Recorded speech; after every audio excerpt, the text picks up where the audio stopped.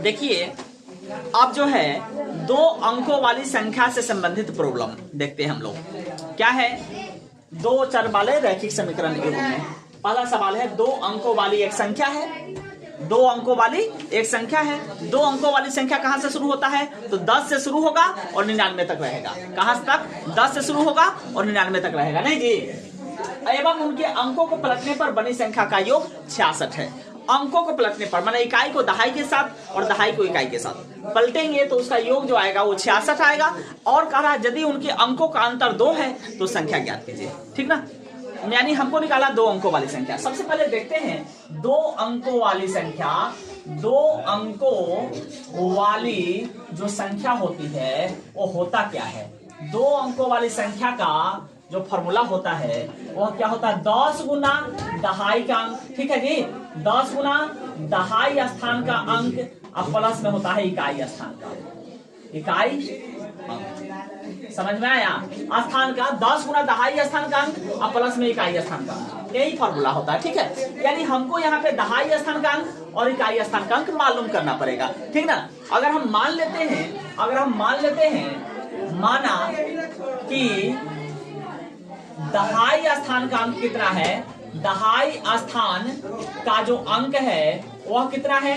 दहाई स्थान का अंक अगर x मान ले तथा इकाई स्थान का अंक मान लेते हैं, इकाई स्थान का अंक हम मान लेते हैं y, तब क्या हो जाएगा? देयरफॉर दो अंकों वाली संख्या क्या हो जाएगी? दो अंकों वाली जो संख्या होगी वह कितना हो जाएगा जी? संख्या हो जाएगा 10 गुना दहाई स्थान क्या है? x है ना, तो 10x हो जाएगा प्लस में इकाई वाला y हो जाएगा। समझ में आया जी? आया कि नहीं आया? कोई दिक्कत नहीं। आगे देखिए, हम दो अंकों वाली संख्या निकालिए 10x प्लस y। अब जो कह रहा है प्रश्न, वो प्रश्न देखिए, प्रश्न से कह रहा है कि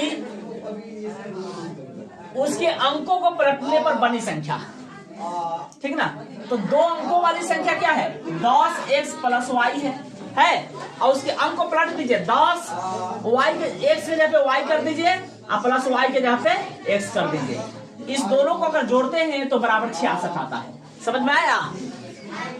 इंप्लाइज दैट 10x 11x आ जाएगा प्लस में 10 11y आ जाएगा बराबर 66 आ जाएगा। तो इंप्लाइज दैट 11 अगर हम कॉमन कर लेते हैं दोनों में से, तो 11 कॉमन कर लेते हैं तो x प्लस y बचेगा और बराबर 66। आई जो 11 कॉमन किए हैं बट्टा में 11 कर देते हैं, 11 छके 66 माने x प्लस y बराबर 6 आ गया। आया ना जी? आगे देखिए आगे कह रहा है यदि उसके अंकों का अंतर 2 है, यानी अंक क्या है? x और y है। दो अंकों वाली संख्या में अंक क्या है? x और y है नहीं जी? तब देखिए x और y अंतर माने माइनस x माइनस y हो गया और बराबर क्या कर रहा है? 2 है। बराबर क्या है? 2 है। इस समीकरण 1 हो गया, इस समीकरण 2 हो गया ना। अब देखिए x प्लस y बराबर 6 है, x माइनस y बराबर 2 है, तो प्लस माइनस है, अल्टरनेट साइन है, तो जोड़ हो जाएगा समीकरण का। समीकरण 1 प्लस 2 कर दीजिए। क्या कर दीजिए? समीकरण 1 प्लस 2 कर दीजिए। क्या हो जाएगा? x प्लस y बराबर 6 और x माइनस y बराबर 2। दोनों को काट देंगे, y से y कटेगा, 1 x 2x होगा बराबर 6 2 8। तो यहाँ से x बराबर 2 चौके 8 माने 4 आ गया x का मान। आया ना जी? अब x का मान हम समीकरण 1 या 2 में रख देते हैं, y का मान आ जाएगा। तो लिखिए समीकरण 1 में नहीं, x का मान रखिए, मान रखने पर नहीं जी रखेंगे तो समीकरण 1 है x प्लस y बराबर 6, तो x का मान है 4, तो 4 प्लस y बराबर 6, तो यहाँ से y बराबर 6 और प्लस 4 हो जाएगा माइनस 4, y बराबर आ जाएगा 2।